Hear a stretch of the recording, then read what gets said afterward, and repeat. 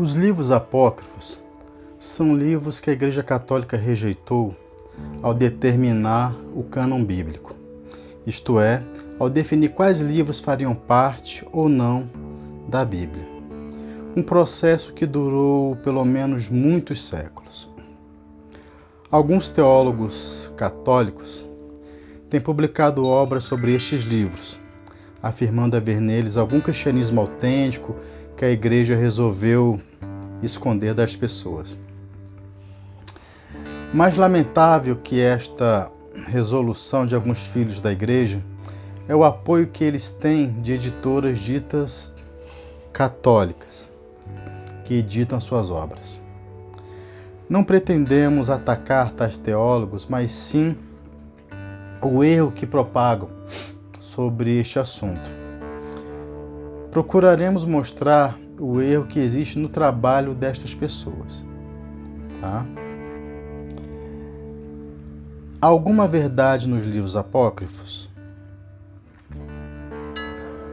Sim, há. Escritos apócrifos como o Proto-Evangelho de Tiago, a Didaque e a Carta de Barnabé têm em seu conteúdo doutrinas verdadeiras, transcritas da tradição dos apóstolos, ou da tradição apostólica. A tradição apostólica é a doutrina que os apóstolos ensinaram e que foi transmitida oralmente aos primeiros cristãos. A tradição apostólica deu origem aos livros que hoje compõem o Novo Testamento, por exemplo, e também deu origem a alguns livros que não entraram no catálogo bíblico, por não serem considerados inspirados por Deus. Podemos confiar nos escritos apócrifos? Essa é uma bela pergunta. Podemos confiar à medida que o seu conteúdo se harmoniza com a tradição recebida dos santos apóstolos. No entanto, nem todo livro apócrifo teve origem na tradição apostólica, ou foi por ela inspirada. Isso é importante dizer.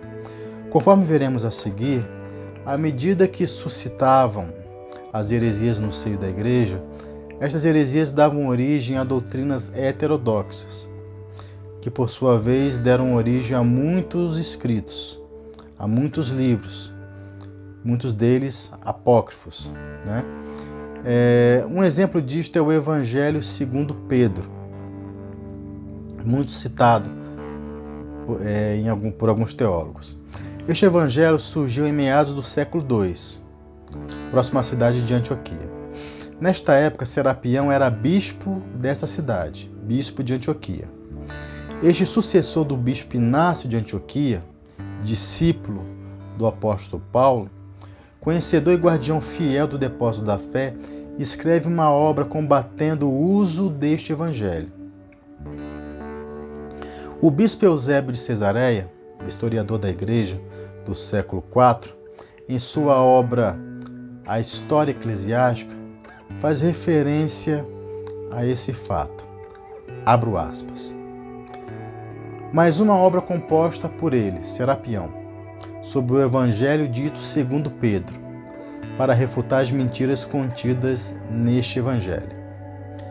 Em vista de determinados fiéis da comunidade de Rossos, que, baseando-se nesta pretensa escritura, haviam se desgarrado por doutrinas heterodoxas. História Eclesiástica 6, 12, 2. Transcreveremos o trecho desta obra, transcrita pelo bispo Eusébio. Efetivamente, nós, irmãos, acolhemos Pedro e aos outros apóstolos como se fosse o próprio Cristo. Mas enquanto homens experientes, cônscios, de nada semelhante termos recebido, rejeitamos os pseudepígrafos com estes nomes. Eu também, quando ao vosso lado supunha que estáveis todos apegados à fé verdadeira, e sem ter lido o evangelho apresentado por ele sob o nome de Pedro, eu dizia: se for somente isso que vos parece contrário, pode ser lido. Mas agora soube que dissimulava certo sentido herético. Ao menos assim me foi comunicado. Voltarei, portanto, depressa para junto de vós. Por isso, irmãos, aguardai-me dentro em breve.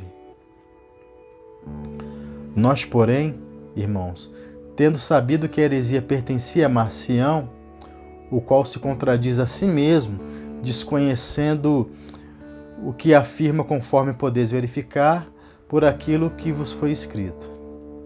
Podemos efetivamente, por meio de outros adeptos deste evangelho, segundo Pedro, isto é, os sucessores dos seus introdutores, que denominados docetas, pois a maioria de suas doutrinas de suas ideias pertencem a essa doutrina e tiram dela desse evangelho. Podemos, digo, por este meio, obter de empréstimo o livro, percorrê-lo e encontrar ali, junto da verdadeira doutrina do Salvador, alguns acréscimos que submetemos a vosso juízo. Fecho aspas. História Eclesiástica 6, 12, 3 a 6. Vimos então que o tal pretenso evangelho de Pedro nada mais foi do que um produto da heresia marcionita ou doceta, oriundo de meados do século II. E o que os antigos cristãos dizem sobre esses apócrifos? A Igreja Católica viu a necessidade de formar um catálogo bíblico, definir a lista dos livros que poderiam ser considerados divinos e seguros, à medida que pretensos escritos atribuídos aos apóstolos foram surgindo e foram sendo adotados pelos cristãos. Como as heresias não surgiam de uma só vez, isso explica porque a Bíblia demorou tantos séculos para surgir. Vejamos então outros testemunhos dos sucessores dos apóstolos sobre os escritos apócrifos. Eu separei aqui para vocês alguns testemunhos muito interessantes sobre o que os primeiros cristãos falavam quando esses evangelhos iam aparecendo, né? Li aqui um trechinho de Serapião, citado na obra do historiador Eusébio. E vamos aqui mais um pouquinho, vamos ver outros testemunhos primitivos, tá? Sobre os apócrifos de Pedro, sobre os livros, né, que supostamente são atribuídos, que foram escritos pelo apóstolo Pedro. Com efeito, de Pedro apenas uma carta, classificada como primeira, é reconhecida como autêntica e os próprios antigos presbíteros utilizam-na, citando em seus escritos como genuína. Quanto àquela enumerada como segunda, tivemos notícia de que não é testamentária. Todavia, muitos consideravam útil e foi tomada em consideração com as demais escrituras. Relativamente aos Atos, que traz o seu nome, ao Evangelho dito segundo Pedro, o querigma e o suposto Apocalipse de Pedro, sabemos que não foram de modo algum transmitidos entre os escritos católicos e que nenhum escritor eclesiástico, dentre os antigos e nem os atuais, utilizou testemunhos destas obras. Muito interessante, né? Então, temos aqui um testemunho primitivo de que aquelas obras atribuídas a Pedro, que não são as suas epístolas, não eram consideradas dele, nem eram reconhecidas, nem eram conhecidas pelos primeiros cristãos. Sobre os apócrifos atribuídos aos demais apóstolos, tá? Temos também aqui de Eusébio de Cesareia na sua obra História Eclesiástica. Achamos necessário fazer igualmente o catálogo dessas últimas obras, separando-as das escrituras que, segundo a tradição da Igreja, são verdadeiras, autênticas e reconhecidas, dos livros que, ao invés, não são testamentários, mas contestados, apesar de serem conhecidos pela maior parte dos escritores eclesiásticos. Assim, podemos conhecer esses livros e os que, entre os hereges, são apresentados sob o nome dos apóstolos, que se trate dos evangelhos de Pedro, de Tomé, de Matias, ou Atos de André, de João e dos outros apóstolos. Jamais entre os escritores eclesiásticos que se sucederam houve quem julgasse conveniente relembrá-los. Aliás, O estilo se aparta do costumeiro modo de falar dos apóstolos.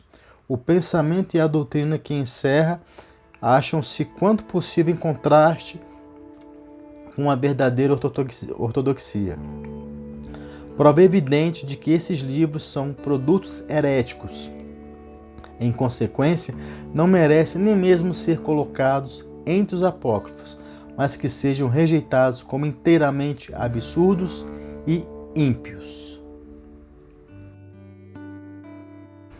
Então, temos aqui testemunhos primitivos de que aquelas obras, aqueles pseudo-epígrafos atribuídos aos apóstolos são falsos e à medida que foram aparecendo no decorrer da igreja, no decorrer do tempo, os próprios bispos e presbíteros foram ali condenando, sempre se remetendo à tradição da igreja de que aqueles livros não eram conhecidos ou reconhecidos pelos antigos, pelos presbíteros antigos.